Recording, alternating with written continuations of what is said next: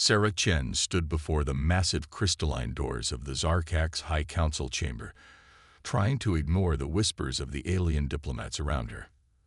At 2 meters tall, she usually towered over most humans, but here among the various species of the Galactic Federation, she felt impossibly small.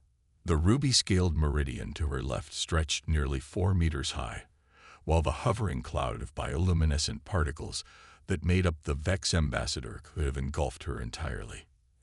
Ambassador Chen. The metallic voice of her eye translator chirped. The council will see you now. Sarah straightened her midnight blue uniform and touched the golden earth insignia on her collar for luck. Humanity had waited centuries for this moment. First contact with the governing body of galactic civilization. The preliminary meetings with scout ships had gone well enough, but this was different. This was humanity's chance to join the wider galaxy. The crystalline doors parted with a musical chime, revealing a vast chamber that seemed to stretch endlessly upward. The walls were alive with shifting patterns of light, and at the center, arranged in a perfect circle, sat the 9 members of the High Council. Each counselor was from a different species, representing the founding members of the Federation. At the head of the circle sat High Counselor Zixtal of the Zarkaks, their iridescent scales shifting through impossible colors as they moved. Approach, human Sarah Chen. Zixtal's voice resonated through the chamber, translated perfectly into English by her earpiece.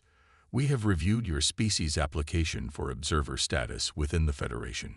Sarah walked forward, her footsteps echoing in the vast space.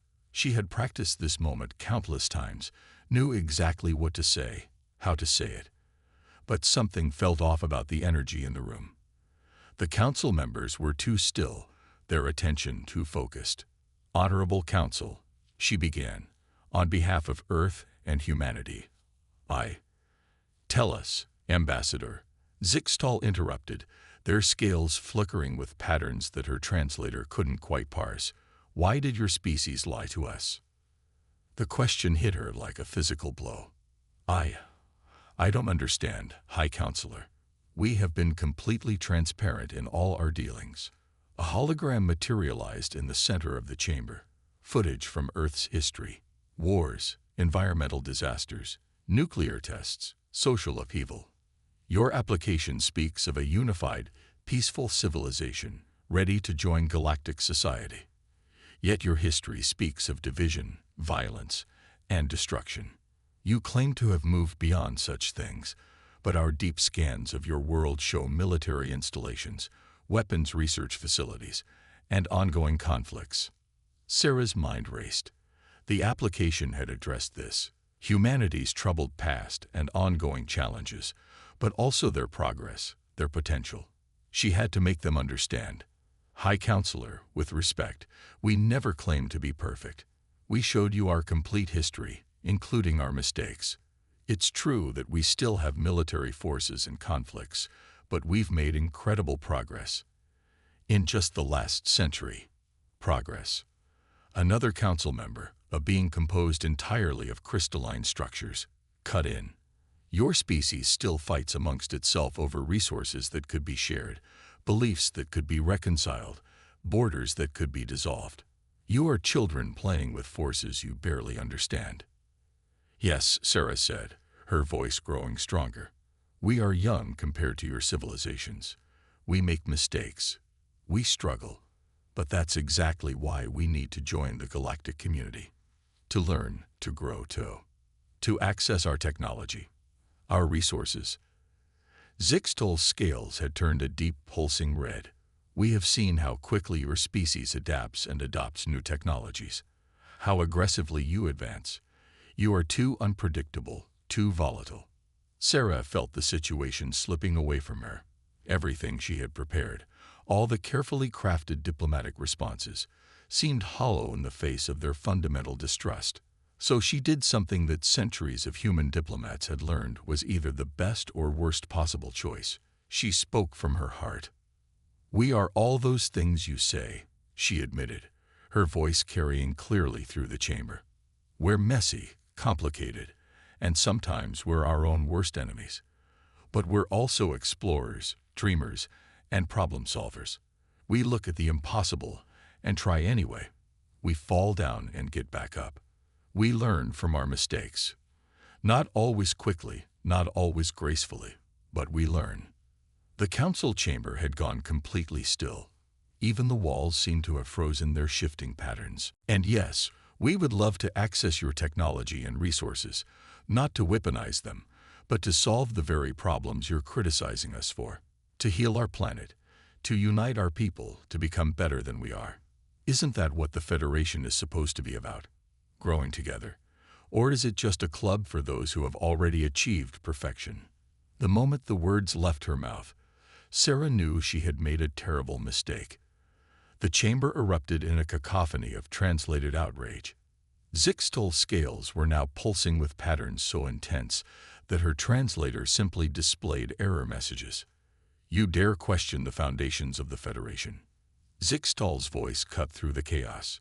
You dare suggest we are exclusionary when we simply seek to protect the galaxy from volatile species such as yours?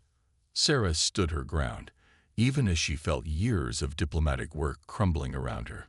I apologize if my words caused offense, High Counselor, but I stand by their meaning. Humanity deserves a chance to prove itself.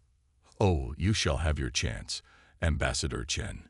Zixtal's scales settled into a pattern she had never seen before, something that made her translator spark and die completely.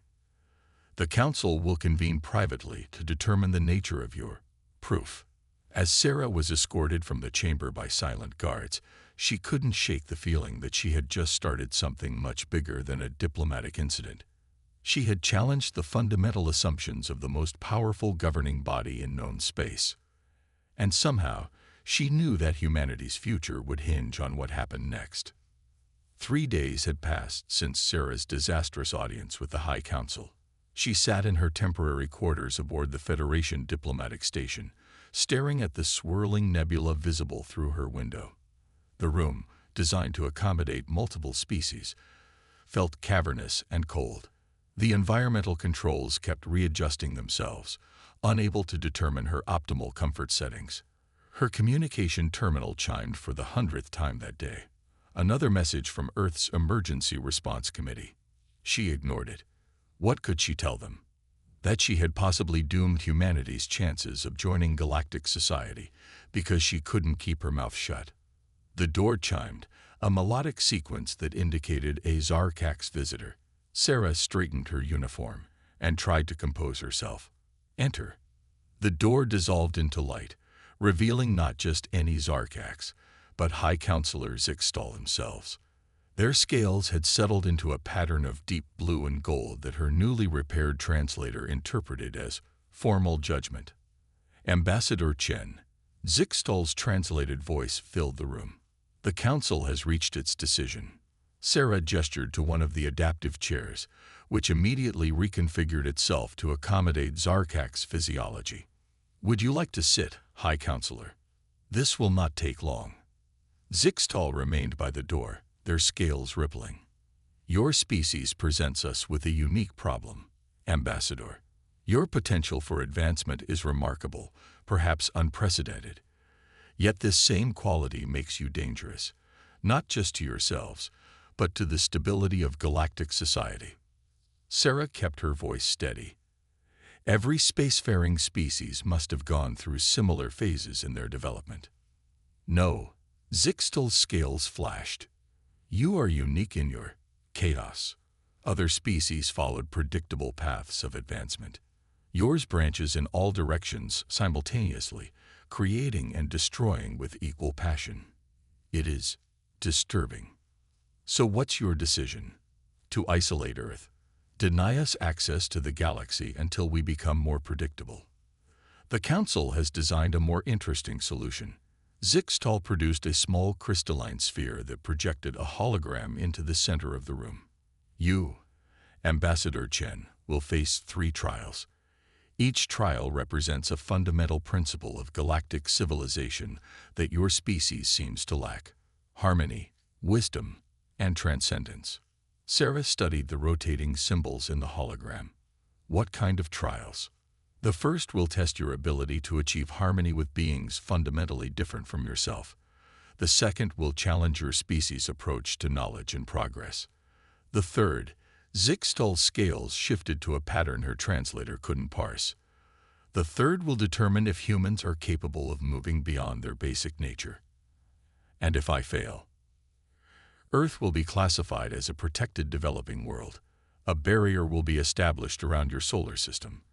No contact, no trade, no exchange of information until your species achieves the necessary level of civilization, which our projections suggest would take approximately 50,000 years. Sarah felt the weight of her entire species' future settling onto her shoulders. And if I succeed, then humanity will be granted observer status, with a path to full membership in the Federation. Zixtal moved closer, their massive form looming over her. But understand this, Ambassador. These trials were designed by the greatest minds in the Federation. They are considered impossible by our standards. We expect you to fail. Sarah stood, matching Zixtal's formal posture. Why offer impossible trials? Why not just quarantine Earth now? For the first time, she saw something like uncertainty ripple through Zixtal's scales. Because, Ambassador Chen, your words in the council chamber disturbed us. You spoke of imperfection as if it were a strength, of chaos as if it were a path to growth. It is a perspective that challenges principles we have held for millions of years. So this is an experiment. Consider it a chance to prove your species' worth, or to demonstrate, conclusively, why you are not ready for galactic society. Zixtal placed the crystalline sphere on her desk. You have one planetary rotation to decide. If you accept, the first trial begins immediately. If you decline, the quarantine begins. After Zixtal left, Sarah sat alone in her quarters, staring at the sphere. She activated her comm link to Earth. The face of Director Hayes, her immediate superior, appeared instantly. Tell me you have good news, Chen. Sarah explained the situation, watching Hayes' expression grow increasingly grave. Impossible trials. Hayes ran a hand through her gray hair. They're not even trying to hide their prejudice. This is a setup. Maybe, Sarah agreed. But it's also an opportunity. They expect us to either decline out of pride or fail spectacularly. Their whole system is based on predictability, on following established patterns. So what happens when we don't do either? Hayes was quiet for a long moment. The whole human race, our entire future in space, it all comes down to you completing 3 impossible tasks. Sarah picked up the crystalline sphere, watching light play across its surface. You know what the really funny thing is, Director? They think they're testing us, but they're about to learn something about humanity that they never expected. And what's that? Sarah smiled, an expression that would have made any human who knew her well take a step back. We humans have a really bad habit of doing impossible things just because someone told us we couldn't. She pressed her palm against the sphere, which began to glow with an inner light. I accept the trials, she said clearly. The sphere pulsed once, and the room around her began to fade away. The last thing she heard was Hayes' voice. Give them hell, Chen. Then everything went white, and the first trial began. Sarah materialized in what appeared to be an infinite void. The space around her was filled with shifting colors that her mind couldn't quite process. Not darkness, not light, but something in between. The only solid surface was the small platform beneath her feet, which seemed to be made of the same crystalline material as the sphere. Welcome to the trial of harmony. A voice echoed from everywhere and nowhere. Your task is simple. Achieve harmony with the collective. Before Sarah could ask what that meant, the void erupted with movement. Thousands of luminescent beings emerged from the shifting colors, each one a complex geometric shape that pulsed with inner light. They began to dance around her platform in intricate patterns, their movements creating a symphony of light and sound that made her head spin. The collective is a group consciousness, the voice explained. They think as one, move as one, exist as one. To achieve harmony, you must join their dance. Sarah watched the mesmerizing patterns. How exactly am I supposed to do that from this platform? That is for you to determine. You have the equivalent of one Earth day. If you cannot achieve harmony with the collective by then, the trial ends in failure. The voice faded, leaving Sarah alone with the dancing lights. She studied their movements, trying to detect a pattern. Each shape seemed to respond to the others in perfect synchronization, creating a complex dance that appeared both random and perfectly coordinated. Hours passed as she attempted various approaches. She tried copying their movements from her platform, but her human body couldn't possibly match their fluid geometry. She tried calling out to them, but they seemed completely unaware of her presence. "This is impossible," she muttered to herself, sitting down on the platform. "How can I achieve harmony with beings that don't even acknowledge I exist?" Then something caught her attention. One of the shapes had briefly moved out of sync with the others, creating a tiny disruption in the pattern. The other shapes immediately adjusted their movements to accommodate the change, maintaining the overall harmony of the dance. Sarah stood up slowly, a crazy idea forming in her mind. They said I had to achieve harmony with the collective. They never said I had to become part of it. She took a deep breath and did something that went against every diplomatic instinct she had. She jumped off the platform. As she fell through the void, the shapes scattered around her, their dance momentarily disrupted. But instead of trying to join their pattern, Sarah began to move in her own way. She let herself float through space, making broad, sweeping gestures that were distinctly human. At first, the disruption in the collective's dance grew worse as they tried to avoid her. But then something extraordinary happened. One by one, the shapes began to adjust their movements to accommodate her presence. They didn't try to make her conform to their pattern. Instead, they created a new pattern that included her unique movements.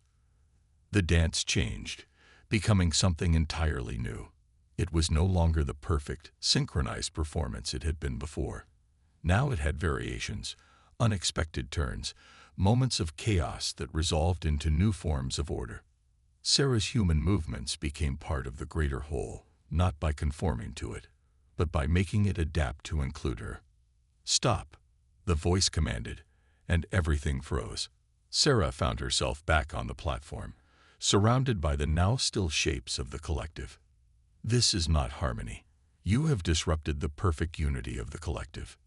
"No," Sarah said, still breathing hard from the dance. "I helped them create a new kind of harmony. Look at the pattern now. It's more complex, more dynamic.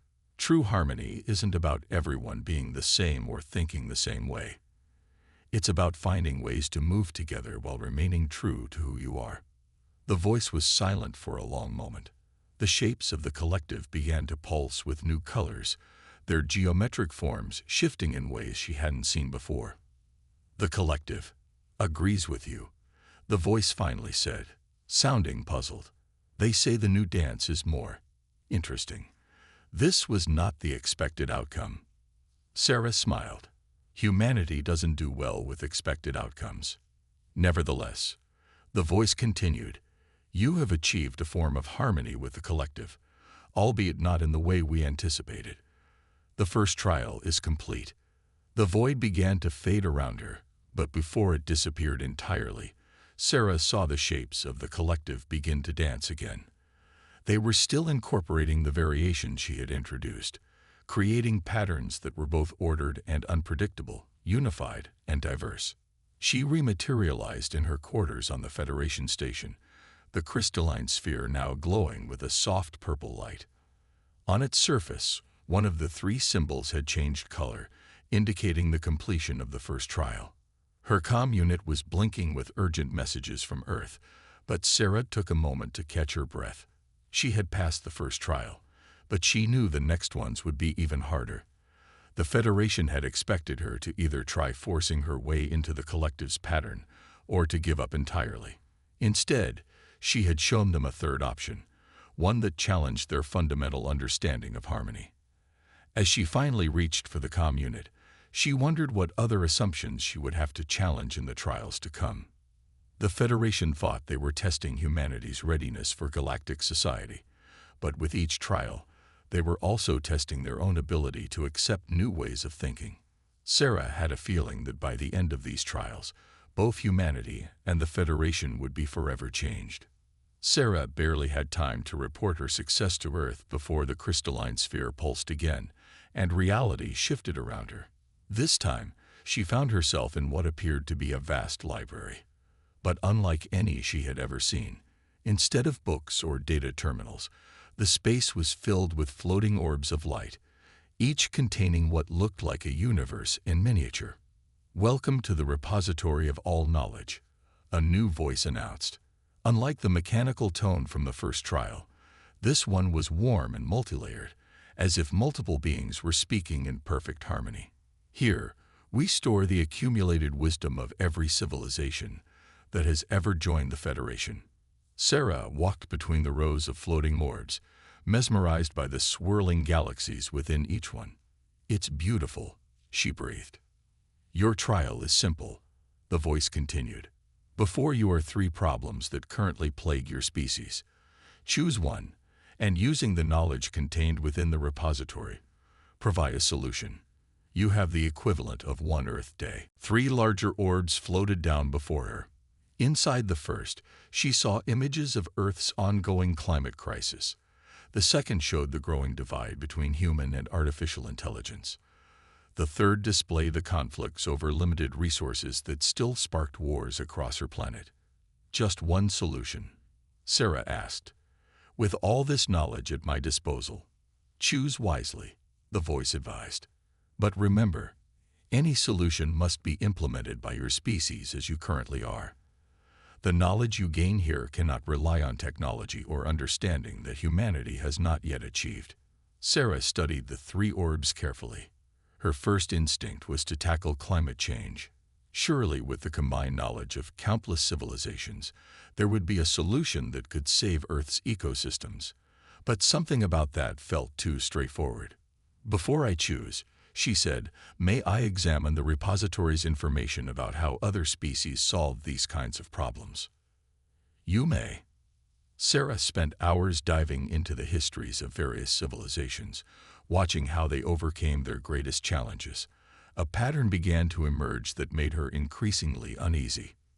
"These solutions," she finally said, "they all follow the same basic principle, don't they?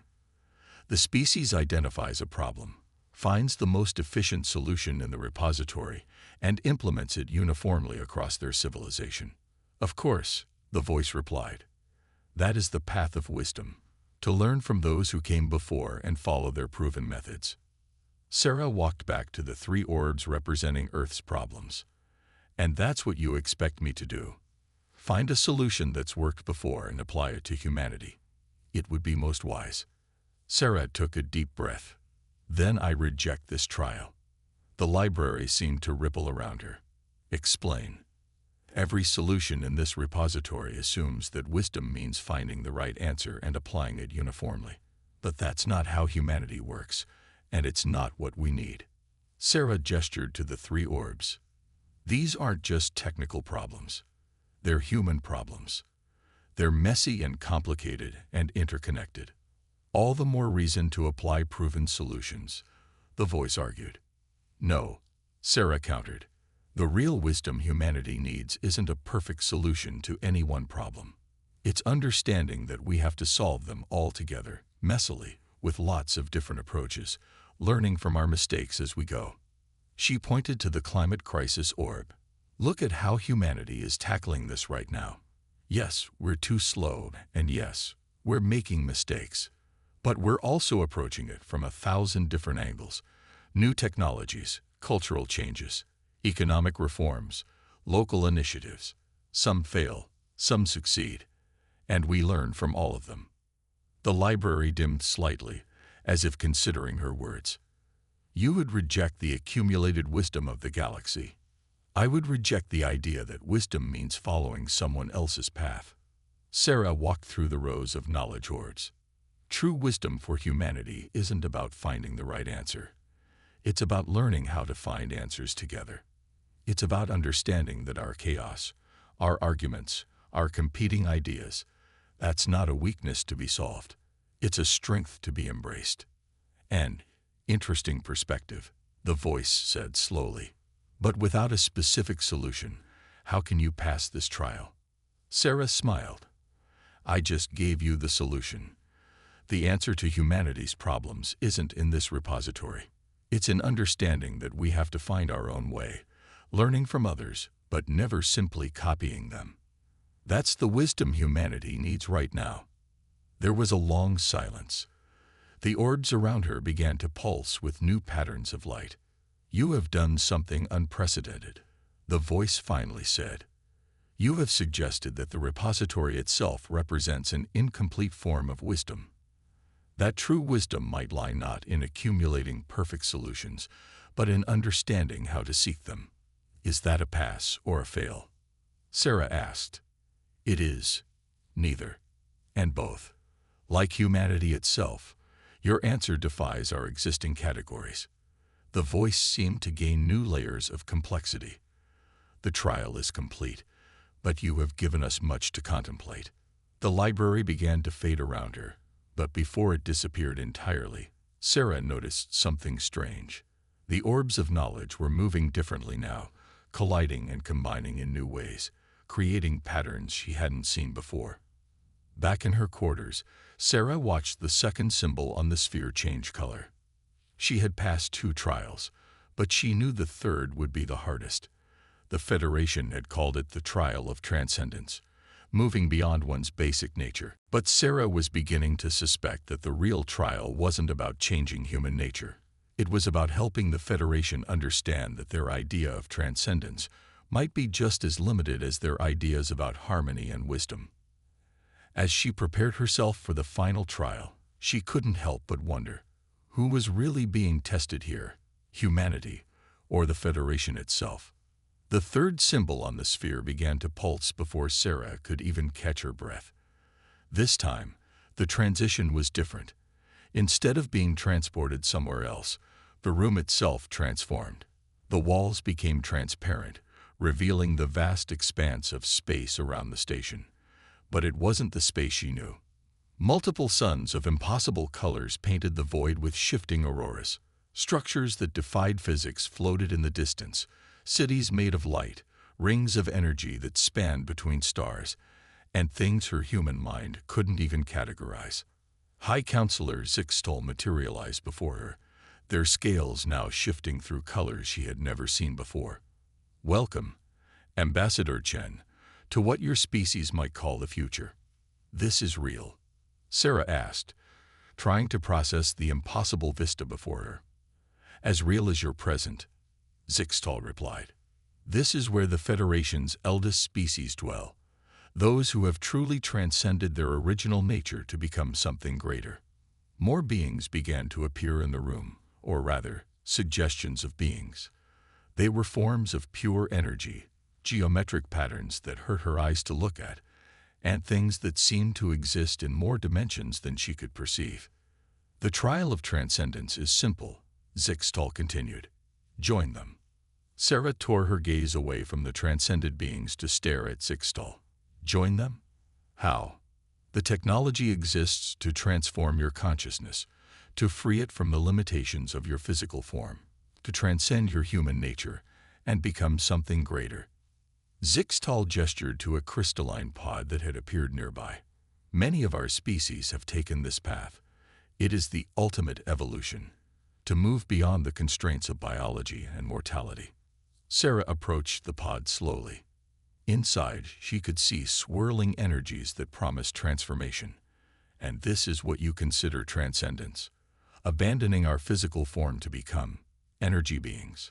It is the path to true enlightenment. One of the energy beings spoke, its thoughts translating directly into her mind, to transcend the limitations of flesh and blood, to become pure thought and energy. Sarah placed her hand on the pod's surface, feeling its power humming beneath her fingers. Then she stepped back. No. The room grew still. Even the distant auroras seemed to pause their cosmic dance. You refuse transcendence. Zixtol's scales rippled with confusion. You would choose to remain limited, mortal. Limited? Sarah laughed, the sound echoing strangely in the transformed space. You show me these wonders, these beings of pure energy and thought, and you think they represent transcendence. She gestured to the impossible vista around them. This isn't transcendence. This is just another form of limitation. The energy beings shifted, their patterns becoming more complex. Explain, they commanded in unison. Look at humanity's history, Sarah said. Every time we faced our limitations, we haven't tried to transcend them by becoming something else. We've transcended them by embracing who we are and pushing the boundaries of what that means. She walked through the room, addressing each of the transcended beings in turn. You've all chosen to become these pure, perfect forms, but in doing so, haven't you lost something? The mess, the chaos, the beautiful imperfection of being alive. Those are weaknesses, one of the beings argued. No, Sarah countered. They're the source of our strength, our limitations, our mortality, our struggles. They're what drive us to create, to explore, to love, to fight for what we believe in. True transcendence isn't about leaving your nature behind. It's about fully embracing what you are and using that understanding to grow. The room filled with murmuring thoughts from the transcended beings. Zixtal's scales were cycling through patterns so complex that Sarah's translator gave up trying to interpret them. You would deny the path that every advanced species has taken? Zixtal asked. I'm suggesting that maybe you've all taken the easy path, Sarah said quietly. Shedding your physical forms, becoming pure energy and thought. In a way, isn't that running away from the challenge of existence? The real challenge is to remain who you are, with all your flaws and limitations, and still find ways to grow, to improve, to become better versions of yourselves without losing what makes you unique. The energy beings began to swirl around her, their patterns becoming increasingly agitated. Your words disturb us, they communicated. You suggest our path to transcendence was a form of surrender.